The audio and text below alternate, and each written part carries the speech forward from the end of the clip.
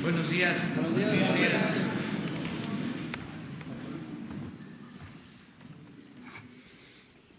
Bueno, el día de hoy vamos a presentar el programa de atención a la temporada de lluvias, de huracanes, todas las medidas que se están tomando, lo preventivo para evitar desgracias y contar con el apoyo de la población. Se les va a informar de lo que se está haciendo.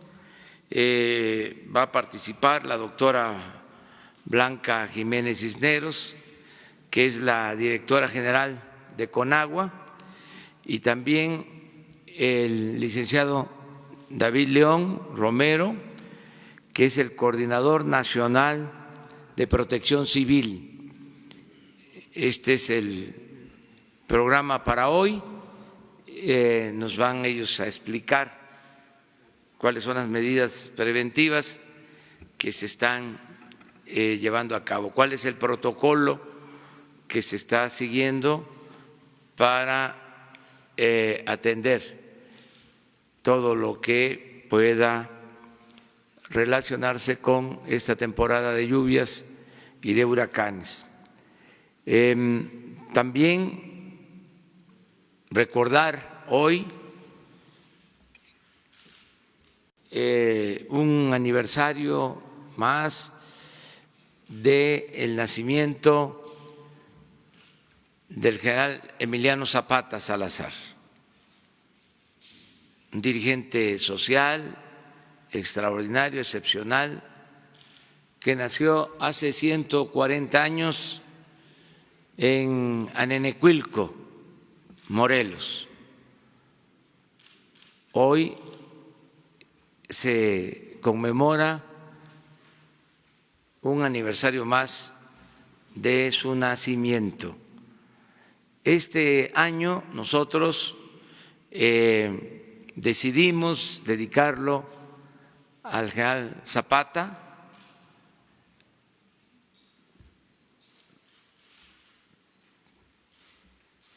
pensando más en el aniversario de su asesinato, en el centenario de su asesinato, el 19 de abril de 1919. Y nace también él en 1879 y es asesinado el 19 de abril de 1919, o sea, a los 40 años. Es asesinado en Chinameca por el militar Guajardo. Es asesinado por traición, es decir, es producto de una traición, de un engaño, y lo asesinan. Lo recordamos con mucho cariño por ser uno de los luchadores sociales más importantes de México. Por él, muchos campesinos lograron la recuperación de sus tierras que durante el porfiriato se habían entregado y muchas veces se habían apropiado en beneficio de grandes terratenientes, de hacendados. Esa es la historia de Anenecuilco. Había una hacienda que se llamaba el Hospital de la familia Escandón, y esa hacienda iba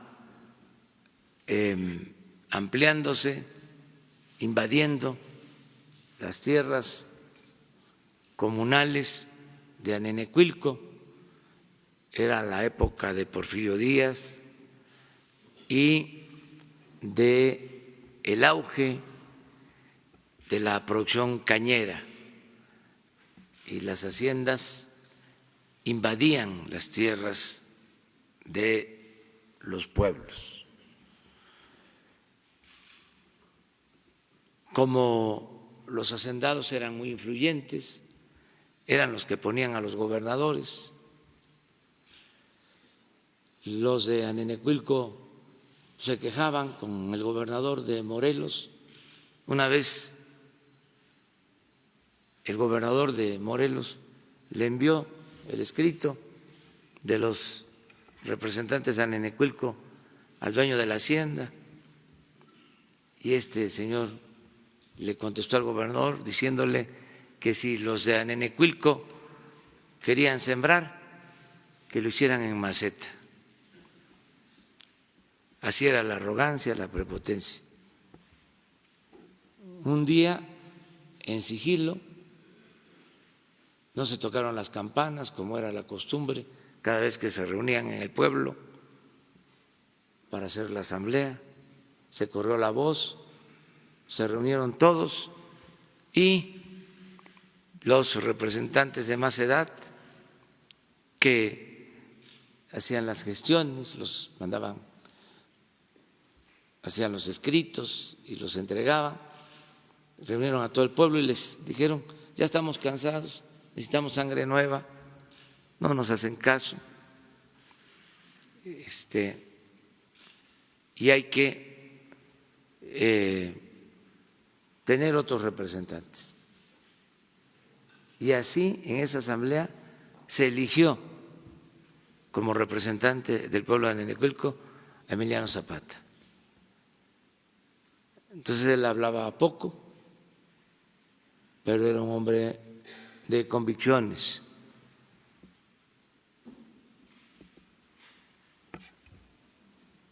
Y pues hizo algunos trámites, se dio cuenta de que no iba a poder recuperar las tierras, y así empezó el movimiento revolucionario, porque se organizó un grupo y recuperaron la tierra de ese pueblo, y luego de otros y de otros y de otros, y se creó el Ejército Zapatista del Sur. Esa es la historia. Luego él quiso entenderse con el presidente Madero, otro personaje extraordinario de nuestra historia, apóstol de la democracia. También Madero le tenía mucha consideración, se llevaron bien durante un tiempo, pero los dividieron, como suele pasar, que hay instigadores. No se logró la alianza, que era importante para mantener el apoyo popular y llevar a cabo al mismo tiempo los cambios democráticos. Hubo una separación, fue asesinado el presidente Madero, siguió la revolución se entregaron las tierras en Morelos, luego se aprobó la ley agraria del 6 de enero de 1915 en Veracruz. Esta ley agraria fue promulgada por Venustiano Carranza porque en ese tiempo tanto el ejército de Villa como el de Zapata habían tomado la Ciudad de México. Y por esa presión y también porque era una demanda de la revolución, la facción carrancista promulgó esa ley agraria del 6 de enero de 1915 y ese es el antecedente para que después en el Constituyente de Querétaro quede establecido el derecho de los campesinos a la tierra en el artículo 27 constitucional. Esto es en la Constitución del 17 y 2 años después es la traición de quienes estaban en el poder y el instrumentador de esa traición fue Guajardo en Chinameca. Esa es la historia del general Zapata, que hoy lo recordamos por estar cumpliendo 140 años de su nacimiento. Y digo, está cumpliendo 140 años porque esos hombres no mueren del todo. Cierran sus ojos y se quedan velando y siempre gobiernan o nos indican el camino a seguir con su ejemplo. Eso es lo que podemos decir acerca del general Zapata. Bueno, vamos a tratar lo del plan de atención a lluvias y a huracanes y luego la sesión de preguntas y respuestas. Les informo también que hoy empezamos una gira por Durango, vamos a estar en Durango, mañana la reunión de seguridad se va a llevar a cabo en Durango, la rueda de prensa de la mañana en Durango y vamos a estar también mañana, el sábado y el domingo recorriendo Zacatecas. Este fin de semana está dedicado a Durango y a Zacatecas. Entonces le pedimos a la doctora Blanca Jiménez que nos exponga. Buenos días a todos. Con su permiso, señor presidente, les vamos a platicar de la situación hidrometeorológica en México y del protocolo de actuación conjunta que, como ustedes van a ir viendo, cada vez involucra de una manera más coordinada prácticamente todas las dependencias de gobierno. La siguiente, por favor. En primer lugar, hay que señalar que 2019 es un año en que ha llovido por debajo del promedio. Es la curva roja y como ustedes pueden ver estamos por debajo del promedio. La siguiente, por favor. Esto nos ha llevado a una condición de sequía moderada, pero hay que recordar que el clima son temas locales y si bien en algunos lugares podemos observar la sequía, en otros lugares ya estamos experimentando lluvias, pero en general, en promedio, estamos en sequía moderada con situaciones ya extremas en los estados de Chiapas, Tabasco y Veracruz. La siguiente. Para administrar el agua y para que tener asegurar que todo el mundo tenga para las prioridades del agua, la Conagua administra lo que son las presas. Aquí tienen ustedes un estado actual de las extracciones en los principales almacenamientos que tiene el país. En verde es donde no tenemos problemas, amarillo está relativamente equilibrado y en rojo ya estamos con problemas de escasez. Además, ustedes pueden observar en esta gráfica que tenemos diversos tipos de presas y en algunas presas que generan energía eléctrica ya tenemos problemas de falta de agua, en otros la de en medio son unos maíces que no se ven muy bien, pero son las presas que se utilizan principalmente para producción de alimentos y con la gotita las presas que se utilizan principalmente para suministro de agua potable. Y el trabajo que hace la Conagua es administrar y coordinarnos con los diferentes usuarios para tener un manejo más razonable del agua y para que ellos también vayan administrando a nivel local sus diversas formas de trabajo con el agua. Por ejemplo, con la Comisión Federal de Electricidad tiene que hacer un manejo diferente en el tema de turbinación del agua para generación de energía. La siguiente. Pero ya está cerca la temporada de ciclones. Aquí sí es muy importante destacar que México es un país muy peculiar porque tenemos muy bien definidas las estaciones de lluvia y de huracanes, es una característica de nuestro país.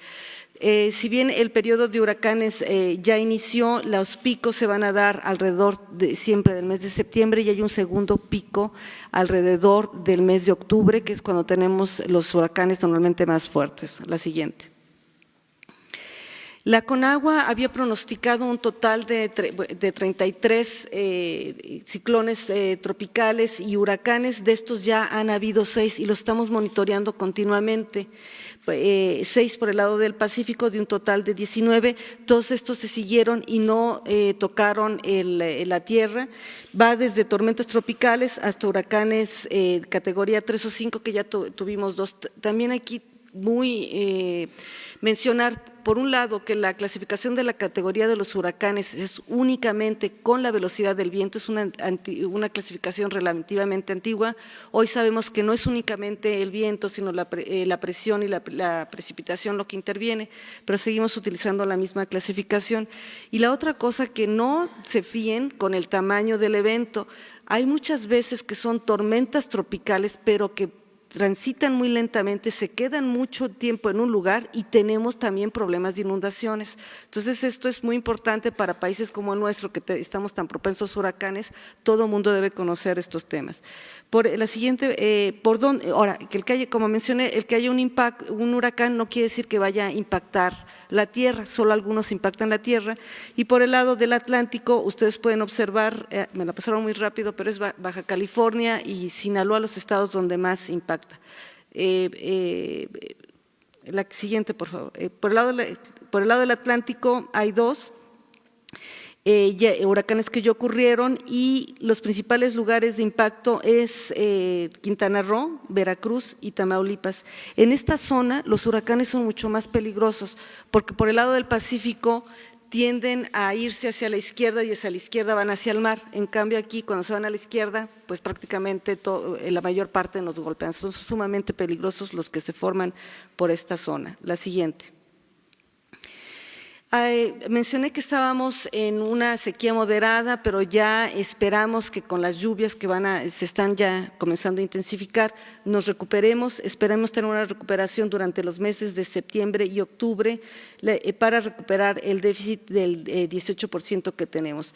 Entonces, las expectativas son positivas, esto es muy importante, sí hay problemas cuando llueve, pero también hay que recordar que nos sirve para almacenar el agua que utilizamos para los diversos usos, o sea, las lluvias también en muchos sentidos son una buena noticia. La siguiente.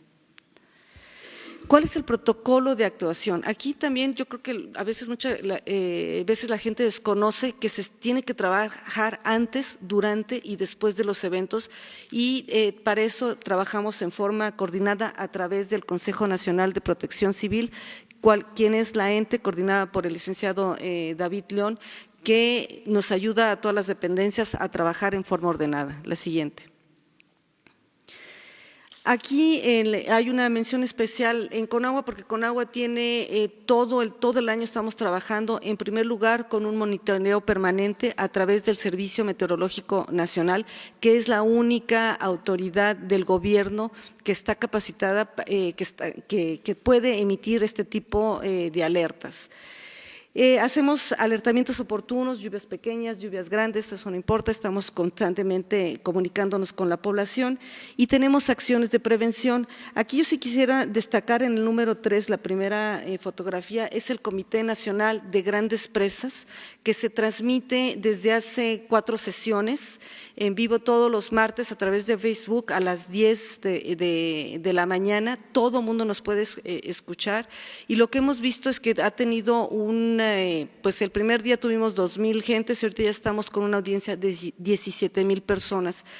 ¿Qué hablamos en este comité donde participan SEDENA, CEMAR, SADER, prácticamente todas las instituciones, también están académicos, están también diversas asociaciones de usuarios? Ahí discutimos el clima, damos una reporte de cuáles emergencias han ocurrido, cómo se han atendido de todo tipo y también hacemos un pronóstico. También se difunden diversos temas, por ejemplo, ahí se explicó el tema de la formación de granizo y una cosa que veo que mucha gente desconoce, México está en una franja donde es la franja donde ocurre mucho granizo, o sea, todavía veo que es noticia, pero también deberíamos de reconocer que este país es un país donde se produce granizo y eso nos ayuda también a tomar ciertas medidas. Por ejemplo, ahorita las universidades que participan ahí están trabajando en diseñar ahora otro tipo de drenajes que también pueda permitir el paso del agua junto al granizo y nos va a evitar también inundaciones. Entonces, quedan cordialmente invitados a estas sesiones, a escucharnos, es abierta al público. También ahí discutimos las políticas de operación de las presas. El almacén de las presas es como si ustedes estuvieran ahorrando dinero, de repente tienen que sacar más dinero para atender emergencias, de repente tienen que guardar el agua para reservarla. Entonces tenemos que hacer un manejo y es un manejo que se hace controlado y también ahí se aprueban los protocolos de operación de presas. Cuando se desfoga una presa, no se desfoga así nada más de repente, tenemos que seguir todo un protocolo, ciertas condiciones para avisar. También aprovecho ahorita el micrófono para decir que en el país hay cerca de 6,000 presas, de esas 3,000 pertenecen a la Comisión Nacional del Agua. Otra parte no pertenecen a la Comisión Federal de Electricidad, pero también hay presas privadas que son más difíciles de controlar y no están bajo el resguardo del gobierno, sin embargo, la Conagua también las está supervisando. También estamos haciendo conferencias de prensa continua para alertar de los diversos fenómenos. En adición, la Comisión Nacional del Agua también tenemos operativos de apoyo que no están necesariamente ligados con las emergencias, pero que pueden ser situaciones inusuales, como es la atención a la caravana migrante o a ciertos poblados cerca de proyectos prioritarios. Y, por ejemplo, en el Tren Maya hay muchos centros habitacionales que no han tenido el desarrollo que se debe y Conagua está también suministrando el agua mediante pipas en estas zonas ya. La siguiente. ¿Cuál es el protocolo de actuación? La Comisión Nacional de Protección ante Emergencias emite una alerta ante cualquier peligro hidrometeorológico a partir de avisos que están emitidos con un dictamen que da la Comisión Nacional del Agua para establecer el grupo de trabajo interinstitucional. Se determinan diversos niveles de actuación, verde, amarillo, rojo, dependiendo del fenómeno. Y esta información se comparte con las autoridades de protección civil, estados y municipios. En el comité que les mencionaba yo anteriormente, también por primera vez en este gobierno, no únicamente participa gente de la Conagua, sino también todos los representantes estatales de los comités nacionales de protección civil, y esto nos da mucha fuerza para poder atender a las gentes de una manera más coordinada. La siguiente. También entre las acciones existe un directorio integrado de manera conjunta, donde se tienen todas las unidades estatales y municipales de protección civil, pero también se tiene un directorio de otras entidades, por ejemplo, privadas o otro tipo de organizaciones, por ejemplo, los organismos operadores de agua, la Cámara Mexicana de la Industria de la Construcción, donde tenemos un directorio de diversa maquinaria que nos pueden prestar en caso de que sea requerido para atender las emergencias. También se cuenta con el Inventario Nacional de Refugios Temporales y cualquier persona lo puede ubicar, ahí están las direcciones donde nos pueden ubicar, de forma por internet, pero también se encuentra un servicio disponible todo el año en forma telefónica. Y la Coordinación Nacional de Protección Civil, en caso de emergencia, mantiene una coordinación constante con SEDENA, CEMAR, la Guardia Nacional, con CONAGUA, entre otras dependencias. La que sigue. Ya cuando tenemos un evento, ¿qué es lo que ocurre? El Servicio Meteorológico Nacional alerta a Protección Civil, y Protección Civil es el número 2, arranca con todos los estados, con todas las diversas dependencias de gobierno, la atención en el lugar. En forma paralela, la CONAGUA continuamos con un monitoreo continuo. Nosotros, el Servicio Meteorológico, las personas que manejan, operan los ríos, las personas que manejan las presas, trabajan también los 365 días al año, pero en caso de emergencia reforzamos esta atención e incluso estamos emitiendo boletines cada 3 horas y alertando a toda la gente dentro y fuera del gobierno. Ampliamos también la estrategia de comunicación, se envían mensajes también, incluso SMS, como ustedes saben, no todo el territorio tiene acceso a internet, entonces se envían SMS en localidades alejadas y estamos ahorita trabajando también en producir mensajes en diversas lenguas indígenas. Y participa también la CONAGUA junto con todos los demás en la atención directa de las emergencias. La que sigue, por favor. Después, también existe un trabajo de después. Por un lado, la CONAGUA hace un dictamen técnico, esto es muy importante para que lo conozcan principalmente los presidentes municipales, es un dictamen técnico para que puedan acceder a los recursos del Fonden, y luego Protección Civil emite la declaratoria, da acceso a los recursos y se hace una redistribución. Existen reglas muy definidas y diversos controles para que estos recursos sean utilizados de una manera eficiente durante la emergencia.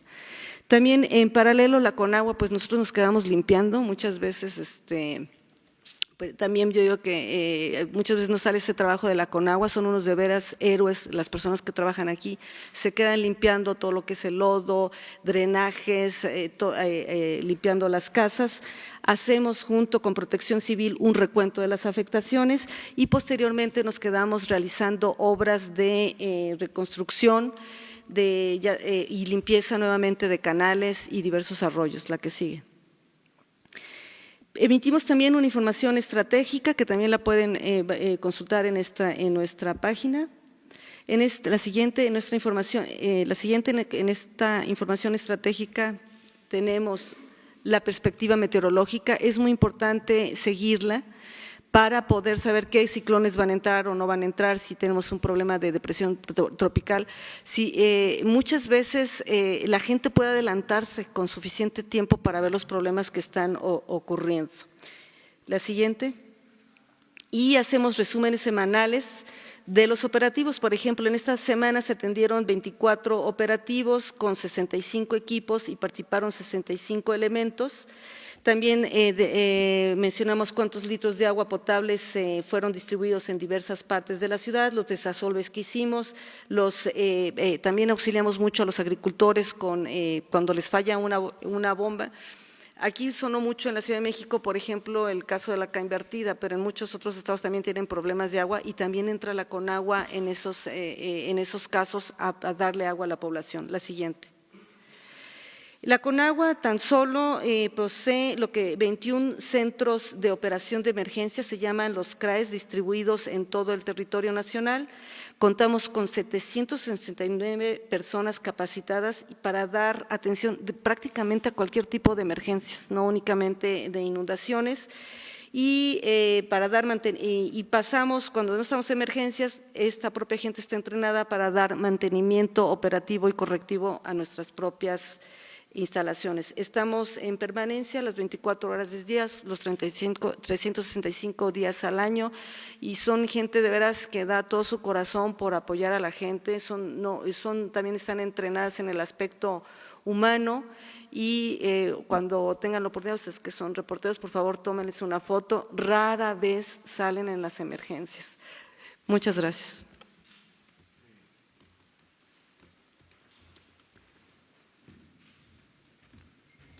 Con su permiso, presidente.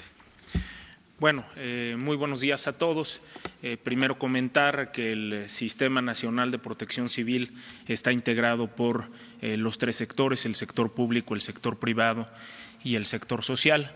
Y como lo ha dicho la doctora Blanca, Conagua, Sedena, la Secretaría de Marina, hoy la Guardia Nacional nos auxilian antes, durante y después de la emergencia. Hemos, a lo largo de estos casi 250 días, de trabajar muy de cerca de los municipios del país.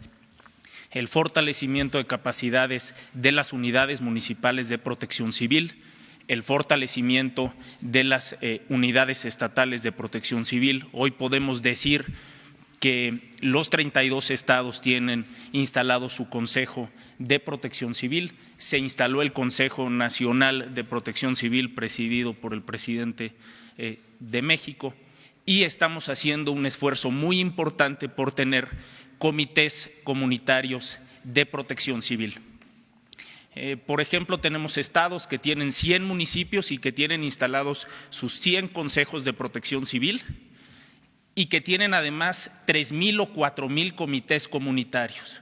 Hemos tratado de fortalecer la capacidad de la autoridad, pero también de fortalecer la capacidad de la ciudadanía. Esta tarea de protección civil, dada la gran diversidad y la gran riqueza que tiene México, que tenemos, como decía la doctora Blanca, una temporada de incendios forestales, por ejemplo, muy marcada, que hemos tenido aproximadamente 7,200 incendios forestales en esta temporada, una temporada de ciclones que, como dice la doctora, arranca el 15 de mayo, termina el 30 de noviembre, pero también 5 placas tectónicas y más de aproximadamente 15,500 sismos en lo que ha pasado estos 7 meses, es decir, 18 estados con alta sismicidad. Esta gran riqueza y esta gran diversidad nos compromete para todos trabajar juntos en esta gran tarea de la protección civil. Decir que México tiene extraordinarias instituciones para atender antes, durante y después. La instrucción que hemos tenido del presidente desde el primer día es ser muy eficientes en la atención de las emergencias. 2, tener una plena coordinación con las autoridades del gobierno federal, de los gobiernos estatales y de los gobiernos municipales y, por supuesto, que no exista corrupción antes, durante y después de la emergencia. Esta gran tarea también tiene como integrantes a la ciudadanía, es decir, hemos tratado de fortalecer capacidades en la población, estando cerca, procurando que la población identifique el riesgo en el que se encuentra. Si vivo en la costa, si vivo en la montaña, si vivo en el centro del país, identificar a qué riesgos me encuentro expuesto. Tener un plan familiar de protección civil, sentarnos a la mesa, discutir con la familia, en el trabajo y en la escuela cuál es el riesgo y cómo tendría yo que atenderlo. Integrar una mochila de emergencia que tenga lo básico, que esté siempre presente conmigo y que me permita atender de mejor forma el riesgo. Y por último, un directorio de mi unidad de protección civil municipal, de mi unidad de protección civil estatal y de los funcionarios del Gobierno de México. El directorio es muy importante. Nos hemos topado con muchos ciudadanos que a veces no conocemos quién es mi autoridad municipal y estatal en materia de protección civil. Si visitamos el Atlas Nacional de Riesgos.gov.mx/emergencias, ustedes ingresan su código postal o su colonia y el sistema les entrega el nombre del funcionario municipal, el nombre del funcionario estatal, teléfonos y domicilios. Si estamos en contacto con nuestra autoridad, podemos tener información que nos permita reaccionar de manera inmediata. También, por supuesto, con todas estas instituciones del Gobierno de México tenemos una capacidad territorial de, a través de brigadas, visitar a la gente en aquellas zonas donde no tenemos cobertura de medios o de telefonía celular, que es gran parte del territorio nacional.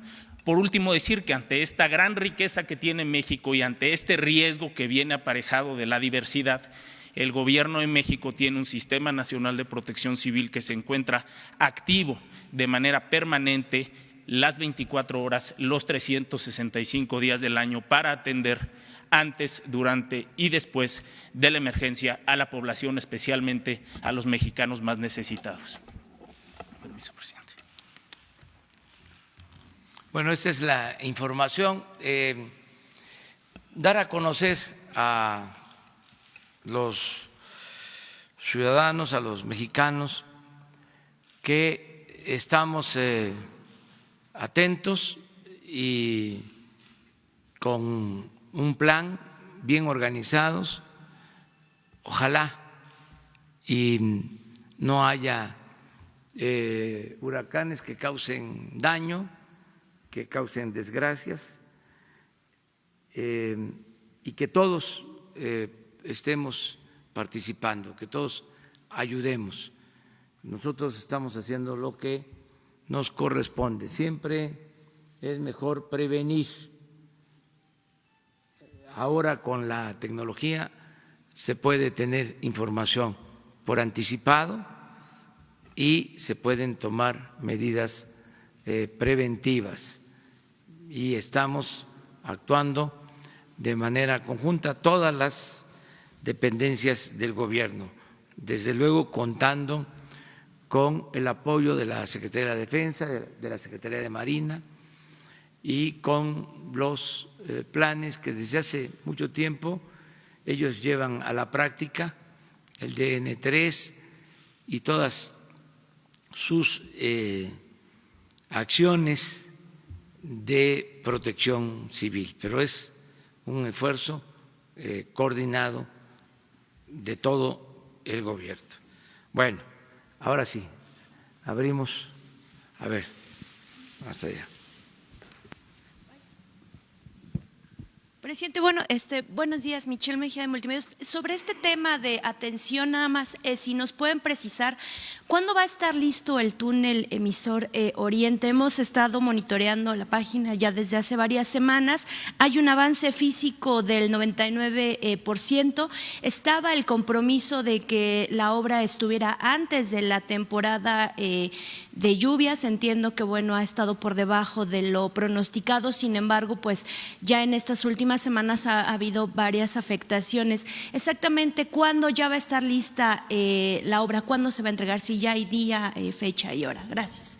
Sí, pues nadie mejor que la doctora Blanca para explicar esto. Lo que es el túnel emisor Oriente se compone de lo que es el túnel y una caja de caudales de repartición. El túnel está terminado desde hace más de 6 semanas o mucho más. De hecho, se terminó antes de que iniciara la temporada de lluvias. La caja de caudales está funcional a partir ya de esta semana junto con el túnel, o sea, ya operativamente, funcionalmente, ya va a estar operativo. Va a faltar concluir parte del revestimiento que no se requiere para pasar el agua, o sea, hay una parte de revestimiento mucho más fino para que dure muchos más años, pero ya se podría pasar el agua, y tampoco lo van a ver al 100% terminada porque tenemos que acabar jardines, toda una serie de cosas que la verdad no se necesitan para operar. Entonces lo que sí quisiera destacar, incluso con las lluvias que ha habido, no se ha necesitado aún su funcionamiento. Todas las estructuras que tenemos han servido para desalojar el agua como se debe en cuanto a la función del túnel emisor Oriente se refiere. Otra cosa que estamos observando es que muchos de los temas de las inundaciones que están ocurriendo, principalmente en el Estado de México, se deben a faltas de protocolos de operación adecuados y también se debe a un mal diseño de las ciudades. Por eso era muy importante esta presentación. Si los mexicanos saben que viven en una zona de lluvias intensas, tenemos que comenzar a diseñar las ciudades de manera diferente. Desde los topes, la propia gente construye su propio tope y lo que pasa es que se organiza el propio charco de inundación enfrente de su casa. Mucha infraestructura urbana hay que diseñarla de manera diferente.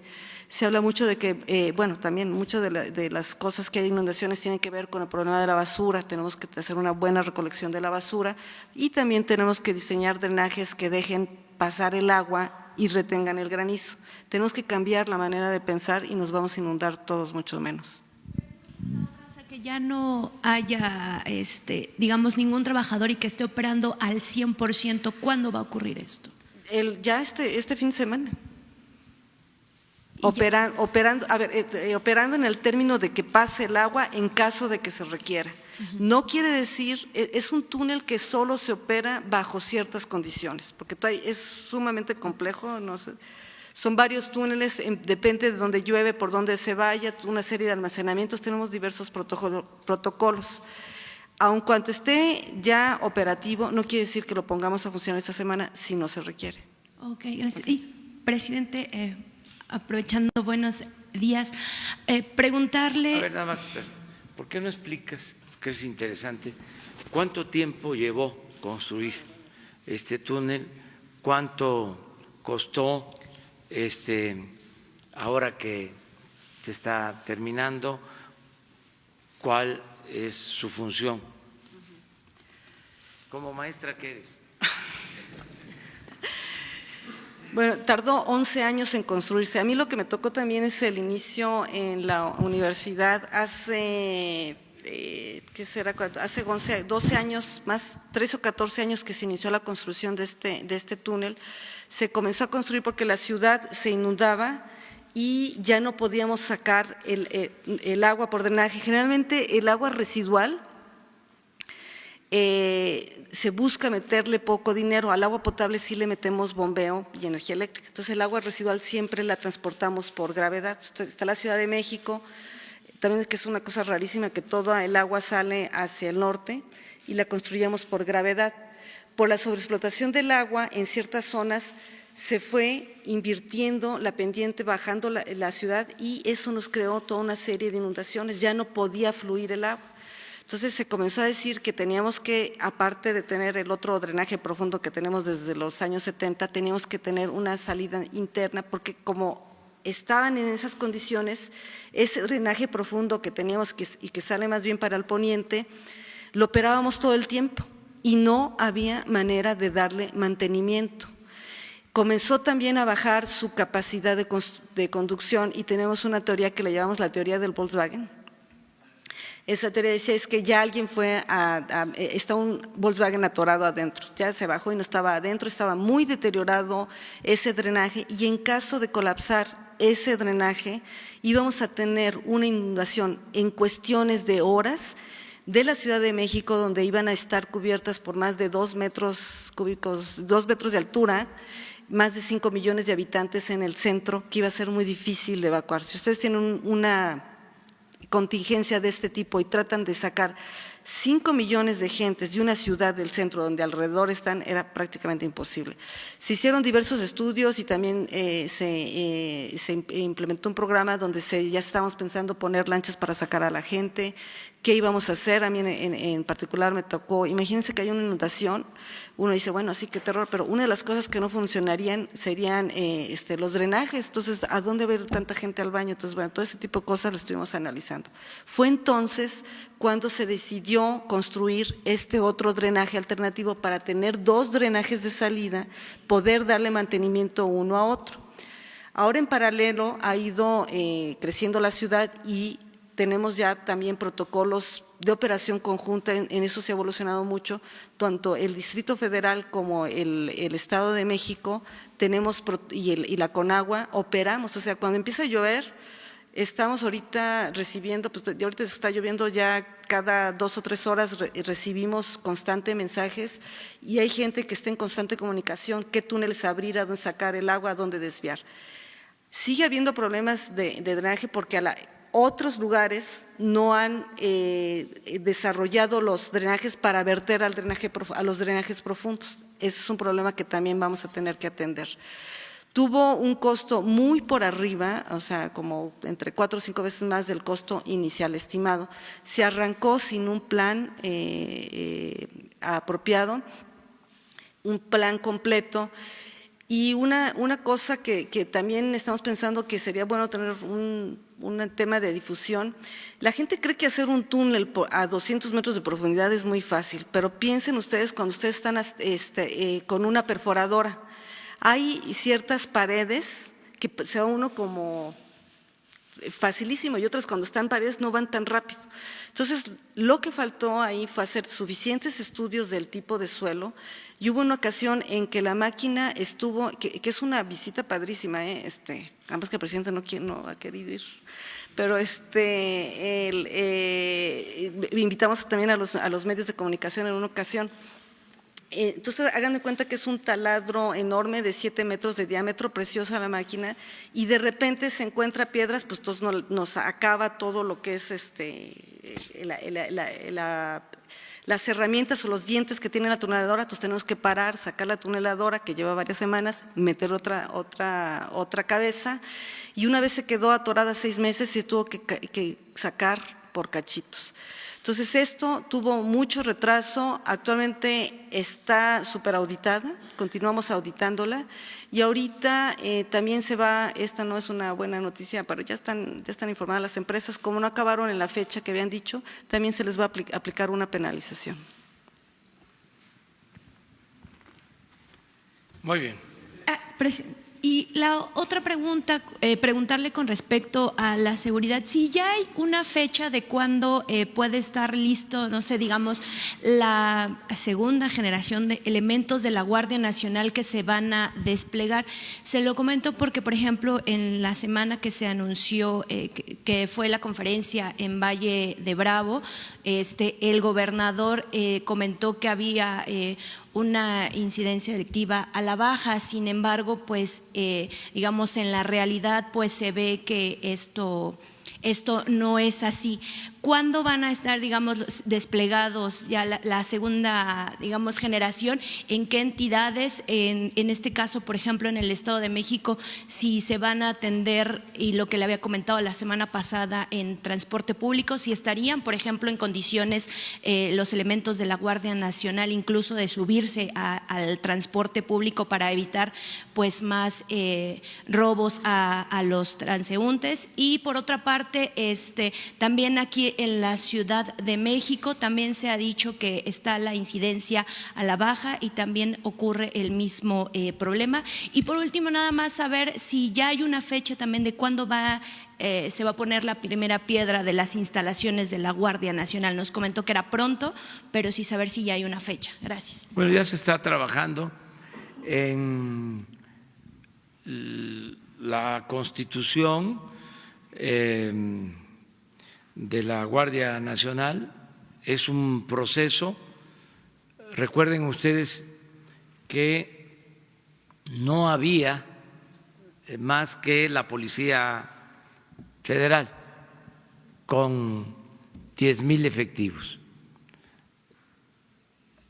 Ahora se tienen ya desplegados cerca de 80,000 elementos en todo el país, pero no son suficientes. Entonces se están capacitando, reclutando y capacitando nuevos elementos. Y al mismo tiempo se está convocando a personal de la Secretaría de la Defensa y de Marina para que ingresen a la Guardia Nacional. Todo esto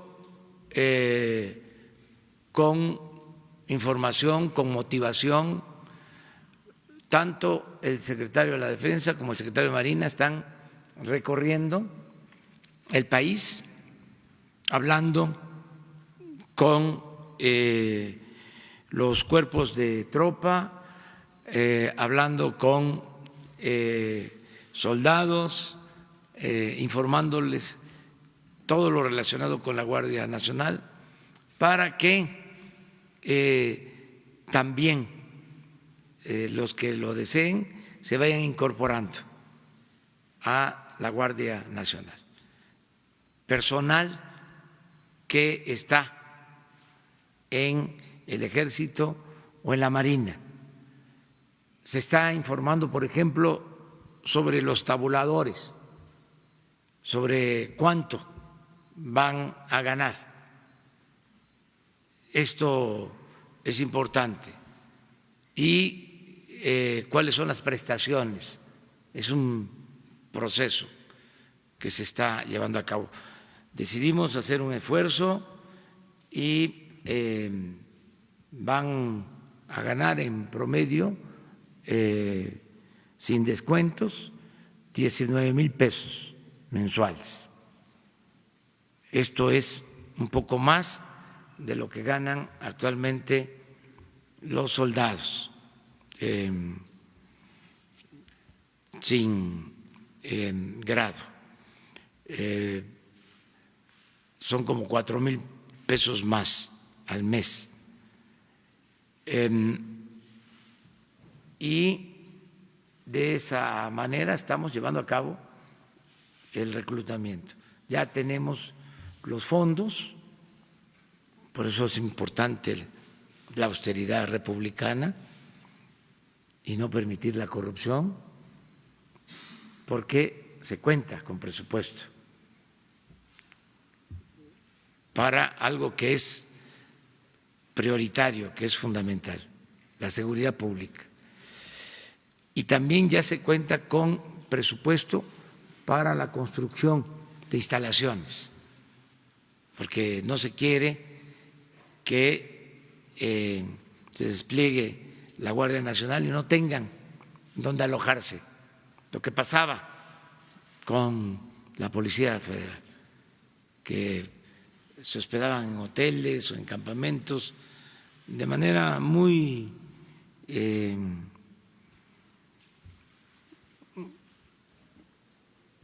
indigna, no con los mínimos de bienestar que se necesitan para que pueda una organización garantizar la seguridad pública, ¿no? El decoro, el que vivan bien, que es un asunto de justicia. Entonces, todo esto se está ya atendiendo. En el caso del Estado de México, y es general, para que podamos aquilatar cómo estaba la situación. No es estarnos quejando, es nada más entender de dónde iniciamos o cómo recibimos el gobierno.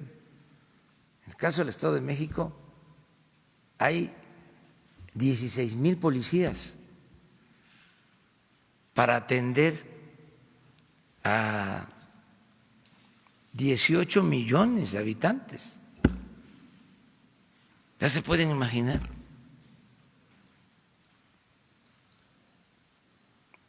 ¿Cómo está la situación? Entonces, ya no es estar quejándose, es actuar. La política es pensamiento y acción. Y ahora la acción es convicción. Pero a veces hay que estar recordando estas cosas que no se decían, se silenciaban. Entonces, estamos levantando el gobierno para atender las necesidades. Entonces, vamos bien. En el caso de Valle de Bravo, se acordó con el gobernador de que van a reforzar en toda esa región marinos que van a ir a formar parte de la Guardia Nacional para esta región de Valle de Bravo, donde hay muchas quejas por la inseguridad, por la violencia. Ahora que recorrimos, toda esa región está muy afectada y el país en general pues padece de inseguridad y de violencia y es nuestra principal ocupación, no solo nuestra principal preocupación. Nos estamos ocupando todos los días en atender este asunto. Este reforzamiento ya Yo espero que para finales de este año ya tengamos más avance en el número de elementos, ya posiblemente por terminar instalaciones que ya están iniciando. ¿En dónde? En distintos puntos. Es que actualmente son 150 coordinaciones territoriales y van a ser 266. Entonces se están adaptando instalaciones donde se tienen instalaciones del ejército, ¿sí? Y también de la Secretaría de Marina. Por ejemplo, en el caso de Valle de Bravo es una instalación que construyó el gobierno del Estado para la Secretaría de Marina. Entonces, pero de todas maneras falta para albergues o dormitorios para elementos. Eso se está atendiendo. Y se va a contar con instalaciones en las 266 coordinaciones. Significa esto que en cada coordinación va a haber un promedio de 400 elementos. Promedio. En unas coordinaciones más, en otras menos, de acuerdo a el área que tengan que atender y el nivel de inseguridad, de violencia, así se está trabajando. Yo creo que en unos días más les presentamos un informe de cómo vamos en todo lo que tiene que ver con la Guardia y cómo vamos también en cuanto al control de la incidencia delictiva. Solo por último, por ejemplo, en este caso que le comento en el Estado de México, que es el robo a transporte público que aqueja mucho a los habitantes, ¿cabría la posibilidad de incluso estos elementos pudieran abordar estas unidades para, digamos, inhibir estos delitos, tal y como ocurrió, por ejemplo, hace unos días aquí en la Ciudad de México, donde elementos entraron al metro? Sí, porque están autorizados. Es decir, por ley pueden hacer esta labor. Ok, gracias.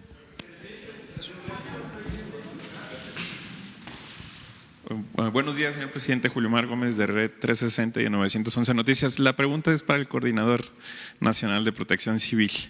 Es simplemente si va a esta administración que lleva a homogeneizar, homologar criterios en el sentido de organigrama, que las coordinaciones sean coordinaciones estatales, coordinaciones municipales de protección civil, porque existen subsecretarías y que dependen a veces de la Secretaría de Seguridad Pública y no de la Secretaría General o la Secretaría en este caso del Ayuntamiento de Los Cabos. Hablando de Los Cabos, hay zonas de riesgos de alto riesgo que la Conagua, por ser zona federal, son zonas de alto riesgo ya con atlas de riesgos muy estudiados y que no han hecho lo referente porque se echan la bolita, que es Conagua quien tiene que ser la que demande o denuncie estos asentamientos que ponen en riesgo en la temporada de huracanes, ya que precisamente en Baja California Sur es donde más fuerte pegan y donde más daños hay en cuestiones de viviendas, en las zonas de riesgo y de alto riesgo. Esta situación de definir quién va a hacer la denuncia, quiénes van a actuar, si es federal, estatal o municipal, es algo que no se ha resuelto y que sigue siendo un problema al momento de evacuar, ya que se ha evacuado no antes, sino durante los huracanes, porque no hay esa capacitación de prevención. Y por otra parte, coordinador, si va a homologar lo que es la balización de los carros, de los uniformes, de las claves incluso, todo eso que se necesita hacer una sola corporación y no un colorido de autos que no saben ni de qué pertenecen ni quiénes son, porque no están debidamente uniformados o acreditados con alguna credencial que sean los funcionarios de protección civil, ¿no? Esa es mi pregunta. Gracias.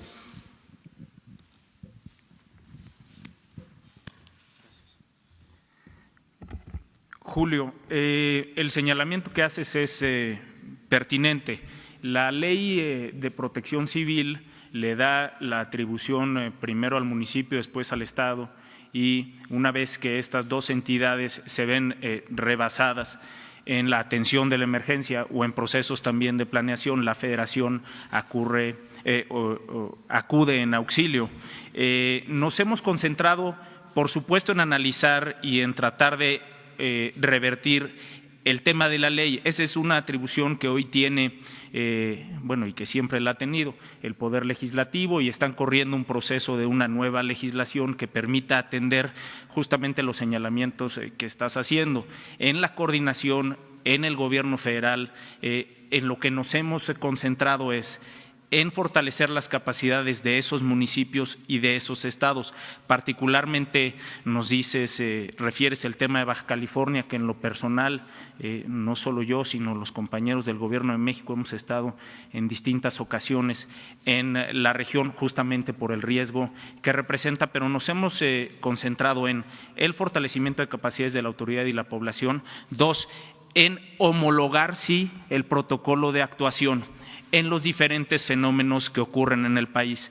Por ejemplo, en el tema de ciclones tropicales y lluvias, tenemos contacto con los estados que ha referido la doctora que tienen mayor incidencia para tener los mismos protocolos de actuación, respetando, por supuesto, la gran diversidad que tiene el país, las distintas instituciones que intervienen. Lo mismo en el tema de sismos.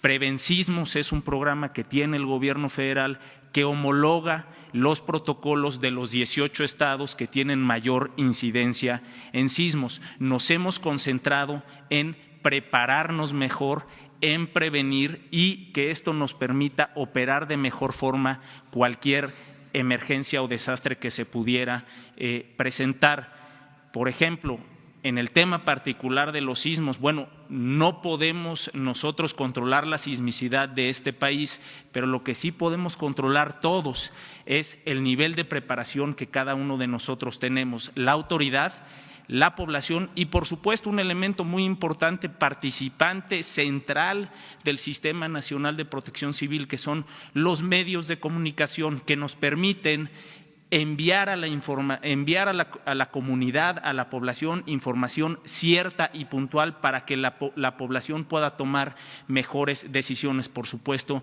evitando las noticias falsas y los rumores que generan, por supuesto, desinformación y en algunos momentos caos.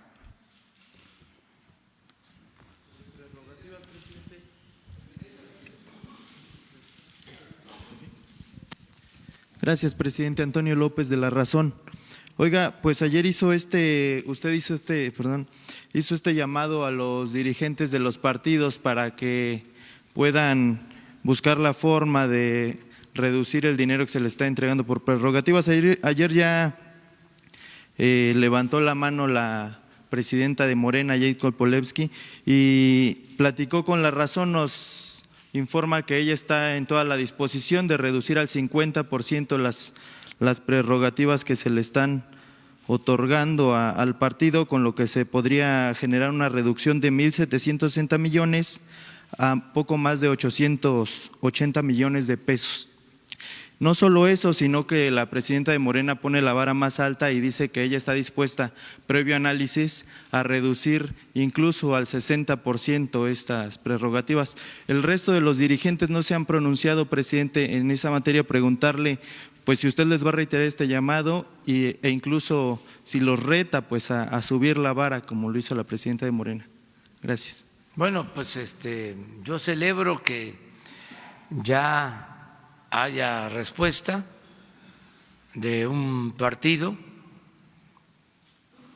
Estamos hablando de un ahorro, según entiendo, de cerca de 1.000 millones de pesos. Nada más un partido. 1.000 millones significa el poder darle mantenimiento, pues, como a 1.000 escuelas.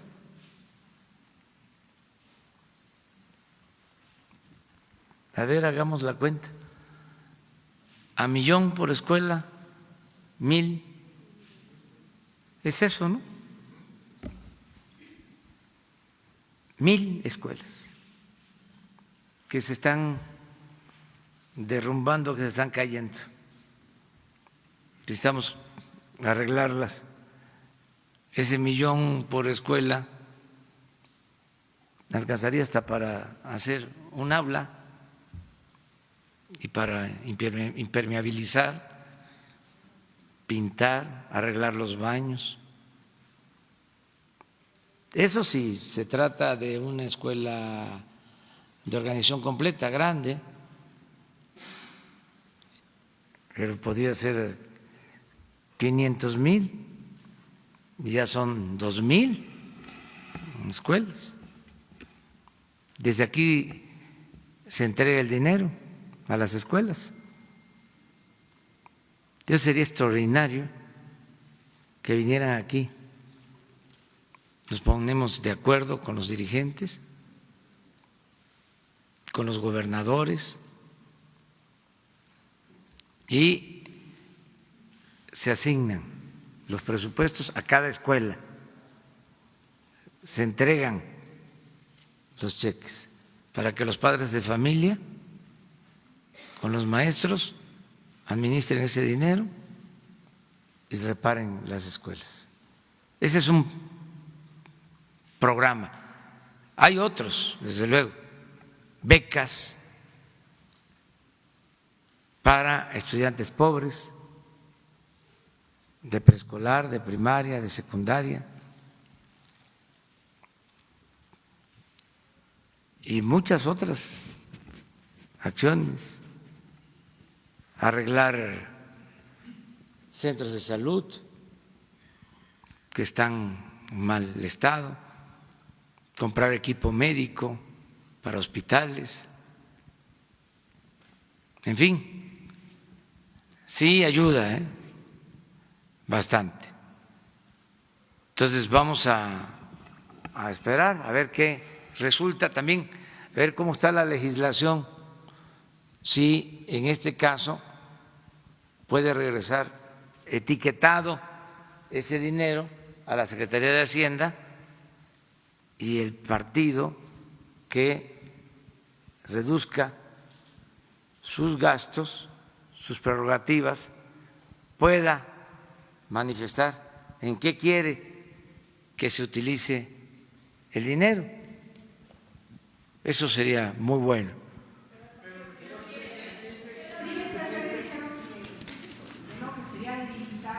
¿Cuál? No, pero a lo mejor cambian de opinión. O sea, vamos a ver, está empezando todavía la convocatoria, y a lo mejor si se logra con los que voluntariamente lo hagan y se busca un mecanismo Hoy le voy a pedir al secretario de Hacienda que hable con los consejeros del Instituto Electoral y también que hable formalmente con los dirigentes de los partidos. ¿Qué tal que se logre un acuerdo conjunto? No lo descartemos. Pero usted va a reiterar este llamado entonces. Sí, todos los días. Si se trata de, imagínense, de obtener fondos para la educación, para la salud. Además, ustedes me van a ayudar, ¿no? Todos me van a ayudar. No es presionar a nadie, es voluntario, pero hacerlo público, transparente, la vida pública cada vez más pública. ¿Quién es quién en la congruencia? ¿Quién es quién en ayudar al prójimo? Gracias, presidente. Si me permite otra pregunta, por favor. El martes cerró este programa el programa piloto de fertilizantes. Ha habido ahí una confrontación entre campesinos y la misma SADER, quien afirma que ya se logró otorgar el 98% de los fertilizantes. Sin embargo, en Guerrero pues ha habido una resistencia, afirman que no. Incluso ayer advirtieron diversos legisladores que se corre un riesgo de hambruna, incluida una legisladora de Morena.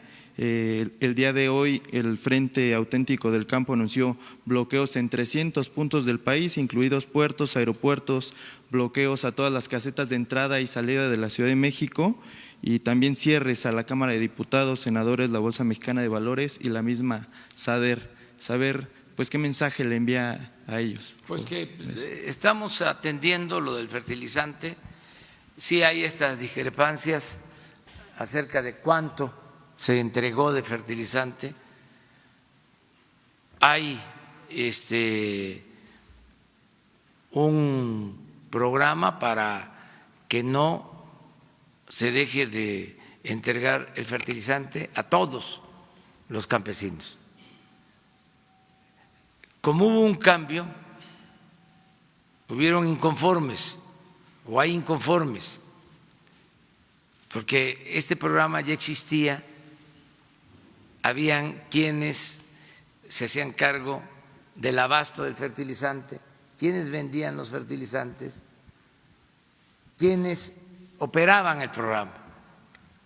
Entonces, ahora es el gobierno federal y además de que es el primer año y que seguramente se cometieron errores, es ensayo y error.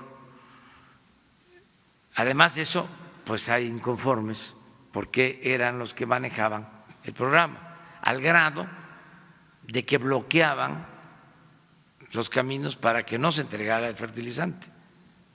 Tengo el informe y me preocupó porque donde se entregó menos o no se ha terminado de entregar es en la región de la montaña, que es donde hay más pobreza, porque fue donde hubo más bloqueos. En las otras regiones de Guerrero prácticamente se entregó todo, pero esto es por razones de inconformidad. ¿Existe o no riesgo de hambruna? No, la verdad,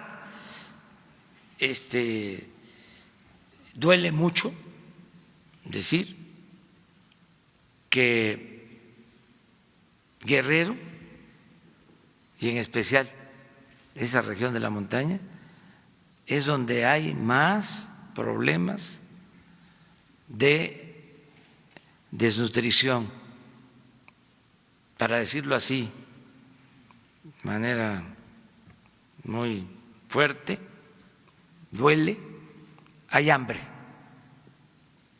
Es la región de México con más hambre. O sea, de los estados del país, el que tiene más problemas por falta de alimentación del pueblo es Guerrero y esa región de la montaña. Con el programa de fertilizantes. Por eso es el único estado en donde se decide entregar de manera gratuita el fertilizante.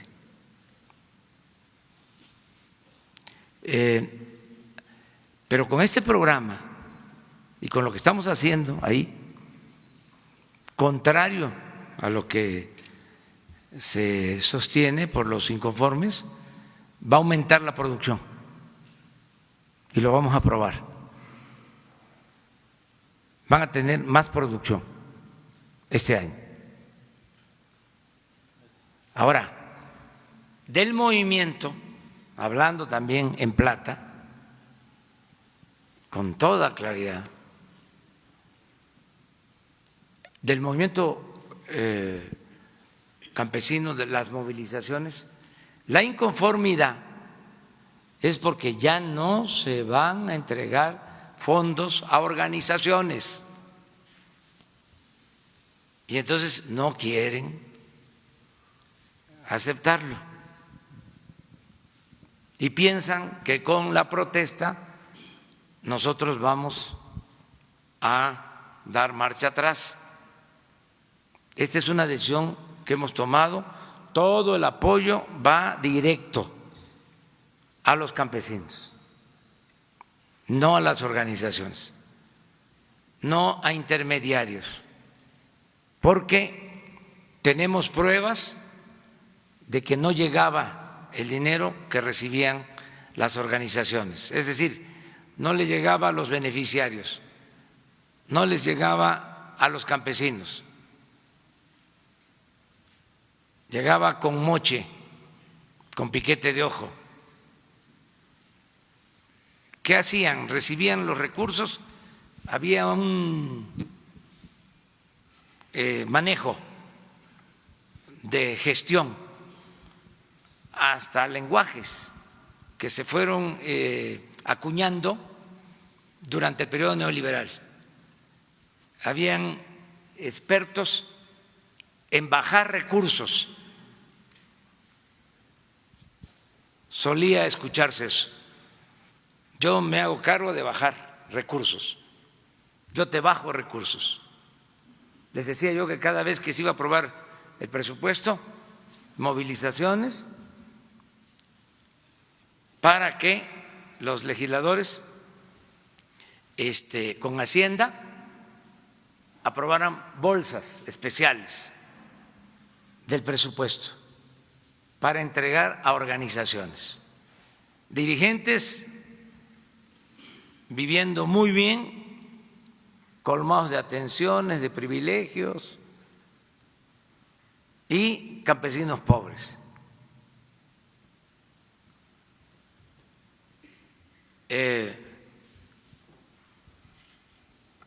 Eso ya no. Entonces, todo el apoyo es directo y más apoyo que antes.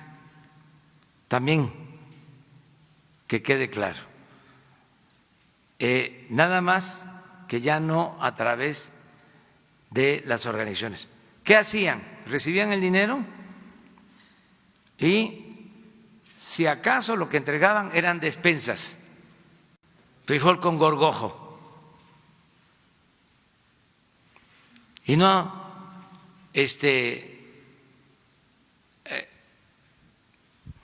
presentaban cuentas de lo que recibían. Entonces, esto ya cambió, muchas organizaciones ya lo están entendiendo, otros se resisten, piensan que nosotros vamos a dar marcha atrás. No, se acaba la corrupción, ya no hay huachicoleo, ni arriba ni abajo. Es como lo de la condonación de impuestos a los machuchones.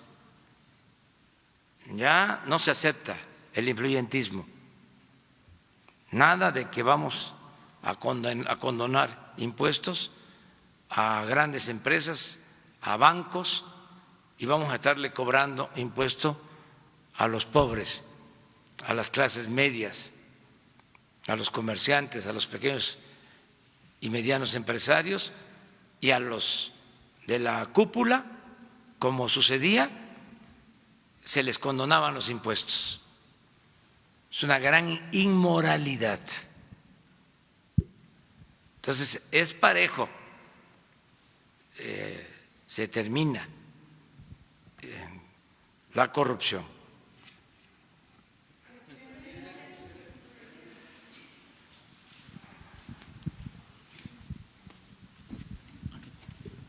Presidente, buenos días. Hablando de tema educativo, ¿cuál es el proyecto de su gobierno para rescatar las diversas universidades que están en crisis y que los estudiantes necesitan estudiar porque obviamente es la palanca de desarrollo para el país?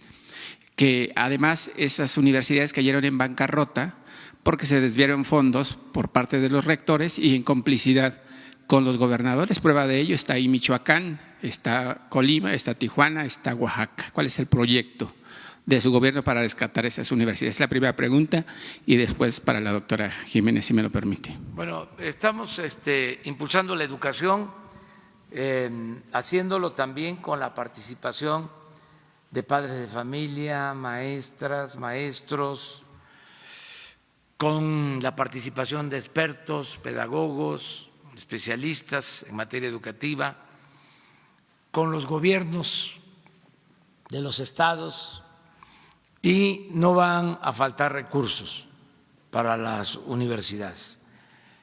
Respetando la autonomía de las universidades, estamos también pidiendo que se transparenten los fondos que se destinan a la educación, en este caso a la educación superior, a las universidades.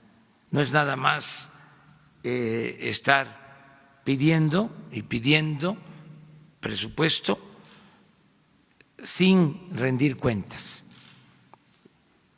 Entonces, no van a faltar los recursos, pero sí se está pidiendo transparencia en el manejo de los fondos, no a los cacicazgos en las universidades públicas. Eso no se admite. También hay sindicatos dentro de esas universidades. Igual en general. Todo esto porque había contubernio con las autoridades. Todo esto se daba porque había complicidad. Es lo mismo que pasaba con los sindicatos,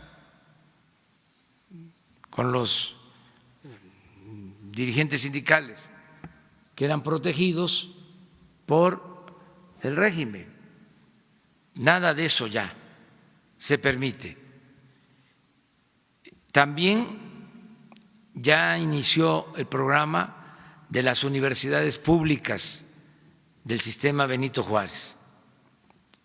Se van a abrir en total este año 100 nuevas universidades. Ya se está trabajando en las distintas regiones del país. Y estamos hablando con la jefa de gobierno de la Ciudad de México, porque ella tiene el propósito, y nosotros vemos ese programa con muy buenos ojos, de crear una universidad destinada a la formación de médicos y de enfermeras, una universidad nacional para la formación de médicos y de enfermeras, que es algo que se necesita, porque estos irresponsables neoliberales dejaron de apoyar la educación pública, rechazaban a los jóvenes que querían ingresar a las universidades con el pretexto de que no pasaban el examen de admisión, y en el caso de medicina y también en otras carreras, pero de manera especial en medicina, se rechazó a muchos jóvenes y ahora no tenemos los médicos suficientes en el país, ni especialistas. Les decía yo hace poco que hay vacantes en el Seguro Social que no se pueden cubrir porque no se tienen médicos, no se tienen especialistas. Entonces, necesitamos con urgencia formar médicos y especialistas.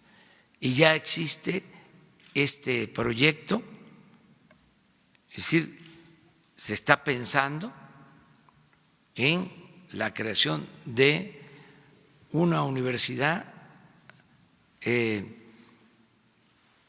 especial de formación de médicos y de enfermeras, nacional, que esté administrada por el Gobierno de la Ciudad de México con el respaldo del Gobierno federal. Eso va a ayudar mucho porque hay jóvenes que presentan hasta 3 veces el examen en medicina y no son admitidos.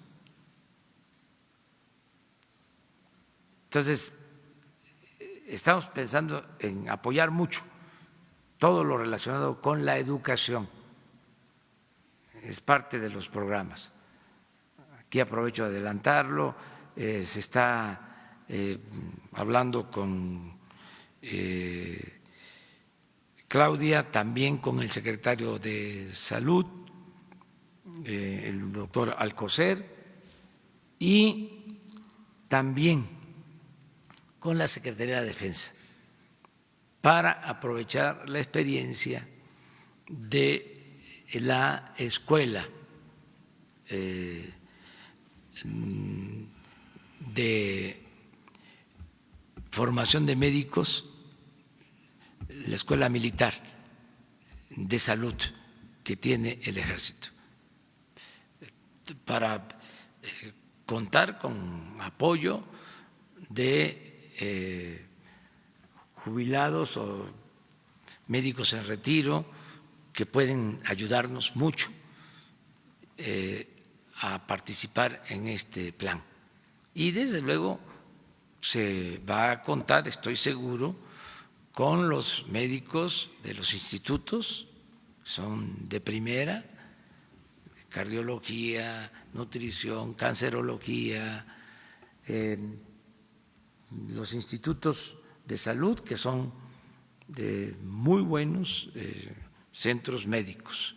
Entonces, estamos convocando para atender todo lo relacionado con la educación y en especial lo que requiere el país. O sea, no es limitar a nadie su deseo de estudiar derecho o ciencia política o economía o contabilidad, pero también de acuerdo al plan de desarrollo, qué es lo que más necesitamos, qué profesionales son los que requiere México para su desarrollo. Y la doctora Jiménez, si me puede contestar, por favor. Ustedes son los responsables de la distribución de agua potable para consumo humano. Quisiera saber si el gobierno que actualmente preside el licenciado Obrador tiene la garantía de distribuir esa agua potable por cuánto tiempo en México, ya que muchos ríos y mantos acuíferos están contaminados luego de que varias empresas mineras lo han hecho. Y si echarían para atrás o darían reversa a los contratos que el gobierno de Enrique Peña Nieto dio a concesiones de presas y ríos de aguas dulces? Bueno, fueron como 400 preguntas y perdí mi apuesta porque dije que iba a ser la que invertida, por cierto. Miren, en primer lugar, el gobierno federal no tiene la atribución de dar el suministro del agua potable. Lo que la Conagua hace es la entrega de agua en bloque. Lo hacemos en bloque a las ciudades y las ciudades, mediante organismos operadores, las distribuye a las ciudades y también tiene los municipios que atender a las comunidades rurales. A pesar de ello y ante la ausencia realmente de una entrada fuerte, como dice la ley, sí hay un programa que se hace mediante subsidios 1 a 1, apoyando a los municipios y a los estados para apoyar los programas de agua potable. Entonces sí entramos en construcciones de potabilizadoras, pero particularmente en este sexenio, en atención a comunidades pequeñas e incluso dando apoyo a sistemas comunitarios. Entonces sí estamos haciendo una parte de este tema. Pero ese es el servicio.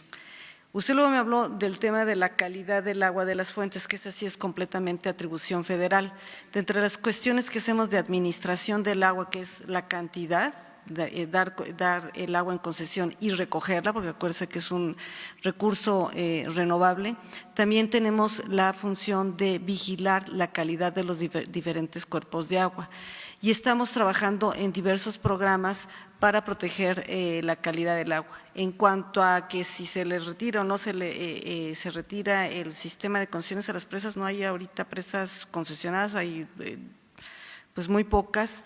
Y yo creo que lo que usted está hablando son de las concesiones de los servicios de agua potable en ciertas ciudades, donde se ha visto que es un suministro, el contrato no está dando el servicio que requiere el usuario. En este sentido, lo firmaron los estados y los municipios y lo que estamos dando nosotros es asesoría para ayudarles a las gentes cómo revisar sus contratos. También hay que mencionar que en países y el estado de California, que es un país, pues digamos de una ideología más de derecha, los servicios de agua nunca han sido privatizados, se están realizando por parte del gobierno. ¿Por qué? Porque es un servicio caro, que tiene una responsabilidad y siempre se ha visto que es mejor que los gobiernos lo lleven. Ok, gracias. Bueno, miren, ya nos vamos porque nos falta ver el medallero, que es importantísimo. Y decir que el domingo es la subasta de la casa que se va a vender en Las Lomas de alrededor de 150 millones de pesos. Miren cómo vamos. Ya se rompió el récord que se tenía en medallas de oro en competencias afuera del país, es decir, en panamericanos que se han celebrado fuera de México. Se tenía pues una marca de 24 medallas de oro y ya se llevan 26 y todavía faltan estos días hasta el domingo. Entonces están haciendo una muy buena labor, han tenido un buen desempeño los deportistas mexicanos y por eso van a tener esta recompensa justa, que se les van a entregar apoyos regresando a toda la delegación, a todos, 544 deportistas y un adicional para los que han obtenido medallas y seguramente van a obtener otras medallas. Les informo y además aprovecho para de nuevo convocar a empresas, a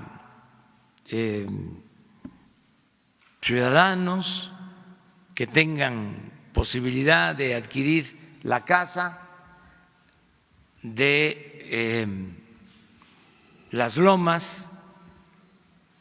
Es una casa bien ubicada,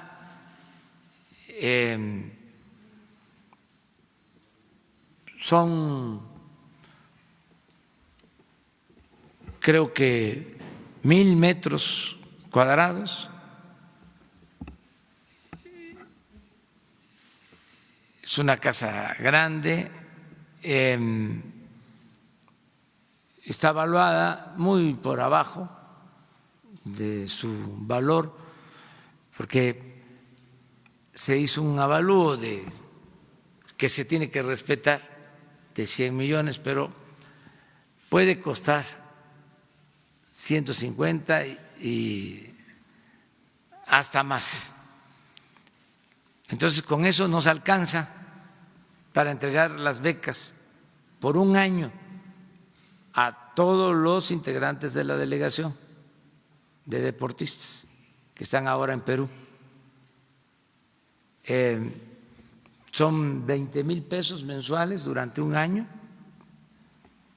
240,000 para todos y un apoyo adicional para los que están obteniendo medallas. Hemos hecho la cuenta y son alrededor de 150, 160 millones de pesos. Y queremos entregar este dinero la semana próxima. Entonces, por ese motivo, porque no solo es adquirir la casa, sino ayudarnos a esta labor. Hay empresarios en México con dimensión social, con dimensión cívica, hay fundaciones que promueven la cultura, que promueven el deporte. Por eso mismo, el director del instituto, para devolverle al pueblo lo robado, que es un funcionario de Hacienda, está convocando a todas las fundaciones. Se está informando a los empresarios, se está informando a los directivos que tienen fundaciones para darles todos los elementos, explicarles de qué se trata y que los que adquieran la casa aquí el lunes o el martes, pues se les va a entregar el certificado como un documento inicial. Pueden venir ellos, aquí les vamos a hacer un reconocimiento, o los directivos o las personas que nombren, o si no quieren asistir y están de acuerdo, nada más dar a conocer qué empresa, qué fundación o qué persona fue la que adquirió la casa, para que quede constancia de su apoyo y de su solidaridad con el deporte, porque es muy importante el que se pueda vender esta casa. Estoy seguro que se va a adquirir, ya hay quienes han manifestado su interés, incluso vecinos que viven en la zona que tienen interés en comprar. Bueno, ahí está la casa. Hoy vamos a saber sobre el uso del suelo, también para informarlo, porque no se puede cambiar el uso del suelo. Eso no lo podemos hacer. Pero hay que ver qué uso de suelo tiene la casa, si es solo residencial o puede ser utilizada para una oficina, para una fundación, en fin, que se sepa bien, sin alterar, sin modificar las normas, pero que ellos sepan. Hoy, mañana, estoy hablando de este tema porque pues ya mañana vamos a estar en Durango y ya los que están a cargo de este programa van a empezar hoy y mañana a hablar personalmente, a entregar información a empresarios y a los directivos de fundaciones para que se venda la casa. Esto es básicamente, nos vemos mañana, los que nos van a acompañar.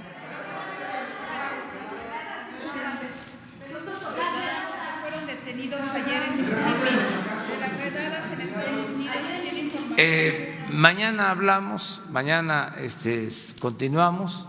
Lo que haga falta de información, Jesús les entrega la información.